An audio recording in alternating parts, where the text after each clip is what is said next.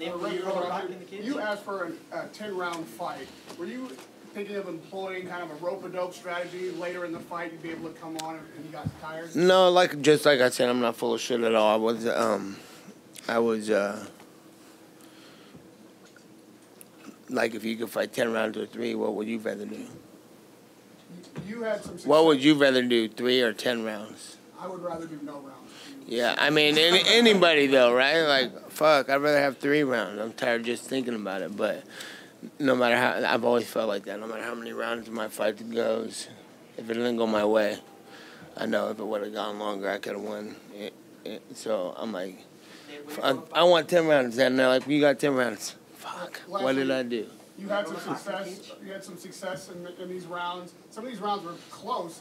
Do you feel like if you hadn't taken pauses, kind of clowned a little bit, that maybe some of these rounds you could have won, the fight would have been closer and gone your way?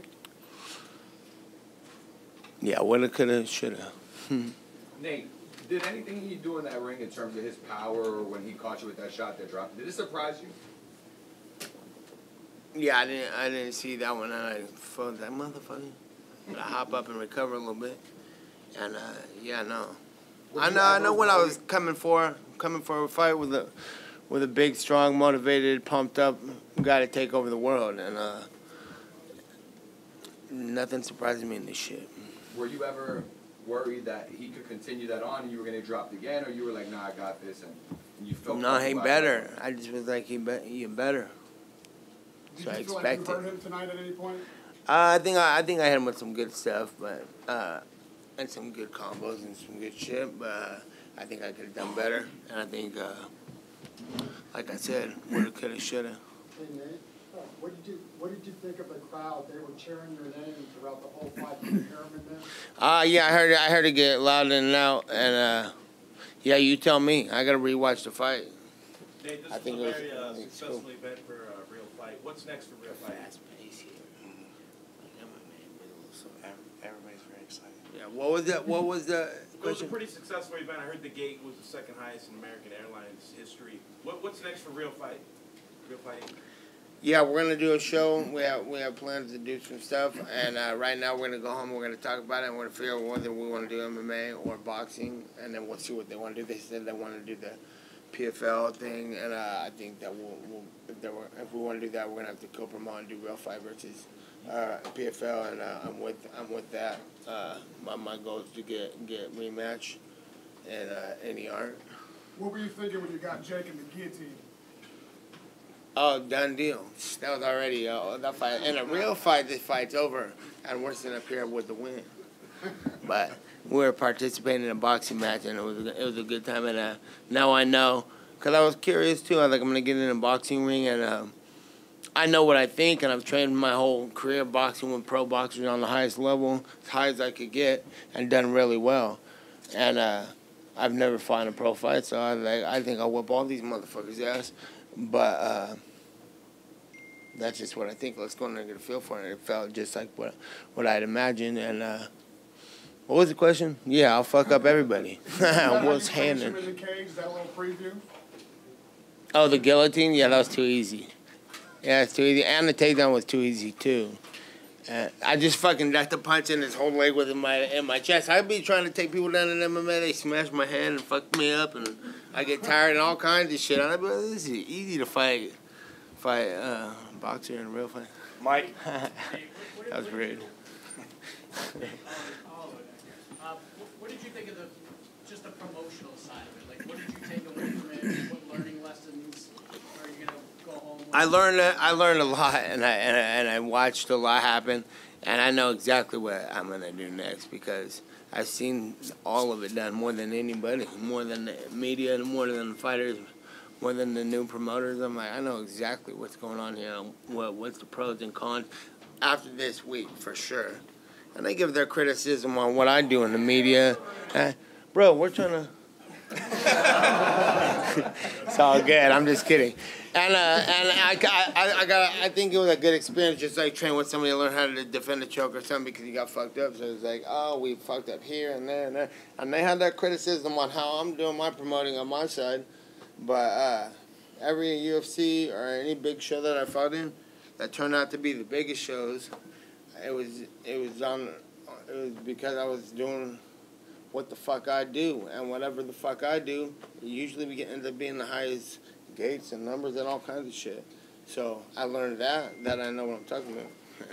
Cocky ass motherfucker. Wait, hold on. Wait, Her- would you ever consider continuing doing boxing? Is there anyone else that you would consider sharing the ring with again? 100%, yeah. That's my, that's what I was saying about the experience, too, that I just learned from fighting out there. I didn't know if these were fucking little ass, the size of MMA gloves and everything. I didn't even get cut tonight. I get cut in every MMA fight I fight. And I can box for another. I don't want to go get my, you get brain rattled by some good people, but But is there a name, anyone you would? I have nobody now, but I'm sure I'm gonna go home and hear criticism and see people fights and see. I'm gonna see all kinds of shit. So next week, get back to me. I'm sure I'm gonna have a list full of motherfuckers' asses to whip. Straight ahead in the plat. Right over here, Nate. Right? Nate here in the back, Marcus Villegas, Fighter TV. Hey Nate, how did Jake physically feel in there? Easy to take down, easy to choke. Hey, nah, he did a good job, and he's a fucking athletic, strong dude, and he hits hard and fast. But it ain't nothing I ain't seen before. And I've trained with people I've trained with Mike Russell this camp, and he's the big guy. But these guys could throw down. It's good shit. And my follow-up is, did you notice a difference at all, you personally, between like the 4-ounce gloves and the bigger gloves? How did the punch? Yeah, that's what I was saying. I did. It just felt just like spine gloves. I mean, obviously smaller, but way bigger and different than MMA gloves. I don't like MMA gloves either, though, because I can't land as good as punches, and it doesn't feel as good to land punches. So I like the 8-ounce glove. Chris Belcher, House of Highlights. Jake has been talking about fighting you in the octagon. Would you do that, and if so, how do you think it would go? Yeah, I think I kind of already said that. I think I would fight him, and it's easy to take him down and easy to choke him. He was talking about his wrestling credential the other day on the interview, and I was like, what?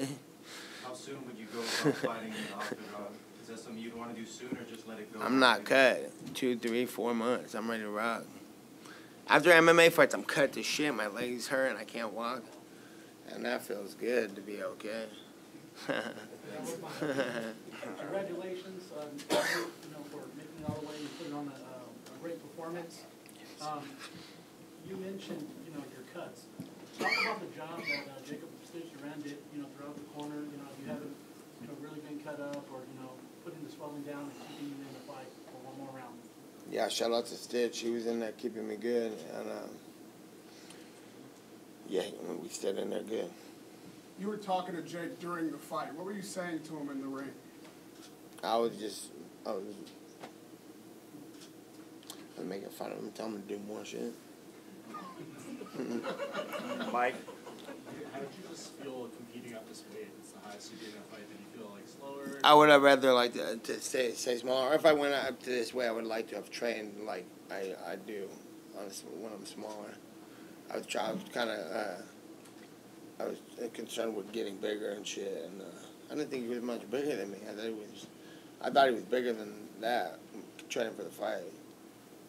That's why I said I had big ass Mike Russell to train with. I was like, he's gonna be Mike Russell size. Mike's like, he's huge. I was like, dude, the hell, but at least he's fast. I was like, why am I training with your big ass? Over there. Glasses. Nate, how did you feel in the fight? Did you feel like you were winning the round? I feel like I should have done. Richard got mad at me because I wasn't training how I should have been training. I should have been throwing punches, keeping him on the outside, and doing a lot of stuff. Like I said in an interview, I'm not trying to make an excuse, but about a month back, I was trying to stay big, and I hurt my arm a little bit, and it was wear and tearing on my right arm if I was jabbing and doing a lot of stuff, so I would get inside and fight like a Mexican guy, smother their punches and get in there and make every sparring session a brawl. And I did that kind of for the camp, and that's how the fight went. And I think I should have kept on the outside, circled, and did better stuff. I know I pissed Rich off. He don't want me to say it, but he wanted me to keep on. I said, I should have. But it's all good. There's no way I'm not going to show up for a fight because of something like that, too. You got to go regardless, no matter what. So I plan on doing my next one if it's going to be boxing. We're going to work good and At the end of the fight, did you think you work like a small guy, not a big guy. Did you think you won the fight? Like at the end, did you think you did enough to win? Like, No, I didn't think I won. I knew when he got the knockdown and stuff. So I figured I won a good amount of rounds. I gotta watch the fight, you know. So, cause I know what I think and I know what it's probably. And then last one for me, do you think he ever really picks you up on the challenge to fight you in MMA? I know you spoke. Yeah, we're gonna see what happens with him. See if he really wants to do that. And if not, I'll be back in this hunting him down. Either way, it's fine He with said me. it would be $10 million to fight him in MMA. What would it take for you financially to fight him? Yeah, we're gonna talk about it and fucking make sure everybody's happy for sure. A lot more than that. Just to elaborate on that, Yeah, hand me a little bit of money, like let's fight a win. it's not going to be $10 million. I'll tell you that. Your teammate Chris Avila had a big win. Can you talk a little bit about Chris Avila's performance? Oh yeah, I should have been talking about. And Alan Sanchez did a great job. He had a good fight. What did you guys think about Alan's fight? That was a war, man. Well, yeah, it was a good fight, and yeah, it was really good. And then Jose did his thing, and Ramos and everybody, and Kilo had a hell of a fight. He had a hard opponent too. My guys from my gym, dude, that I train with every day, they came in here and they all showed out. And I was over there at the gym a little bit earlier this morning and walking around throughout the day. I was watching their fights on the phone, and every time something went, I'm all juiced up and ready to. And I'm like, oh yeah, I still got to fight. Shit. Hold on one second. Back left corner. No, it's you. Shout out to the team. In the blue tie. Shout out to the team. Love. Hey, you said yesterday, that this guy can't really fight. Has your opinion changed on that, in that regard? Yeah, well, I'm not trying to fucking talk shit. He's fucking boxing high level guys, MMA, and he's sparring hard and working with good people, and then he starts talking shit to me throughout the camp, like. I come to the territory, and it's all is fair. Love and war, I'm always about that. Say whatever you want, that's fine. But then when you start making things trying to make things personal, saying shit he shouldn't be saying, that means then it hurts people's feelings when I say this ain't a real fight, because it's a real fight. Remember Logan Paul in New Orleans? You know what I'm saying? No problem. This is not a real fight to be talking to me like that. This is a boxing competition. So that's what I meant by he can't really fight, So it's not overly disrespectful when, you know what I'm saying? Is there a pro Can't really fight. Don't be talking shit. What did you think? What'd he say? He basically said, not interested, and then he said something to Sweetie, the girl who walked out with him on his round. Yeah, I don't know. What'd he say? One for Richard Perez. What'd he say? Richard, what did it mean to finally walk out? Nate? Fuck that fool. What? What did it mean to finally walk out Nate to a boxing match? It's awesome. I mean, I love the way he boxes. He got hurt, and so that throws you back. Wherever the level you're on, you have to slow it down. So your timing's off, and then he couldn't throw the jab very good, and that's why he got caught with the hook, because he threw it and dropped it. And then before that he hurt his knee, but it's all good. He's not going to quit. He's not a quitter. Nate, sorry. Are you aware that you're a victim of the Drake curse? He put $250,000 down for you to beat Jake Paul. Seems as though, as you know, everybody he bets on seems to lose. Are you aware of that? Yeah, whatever. Shout out to Drake. Love for the love. I appreciate it. And you know what I'm saying? What the fuck? Hey, we'll break that curse.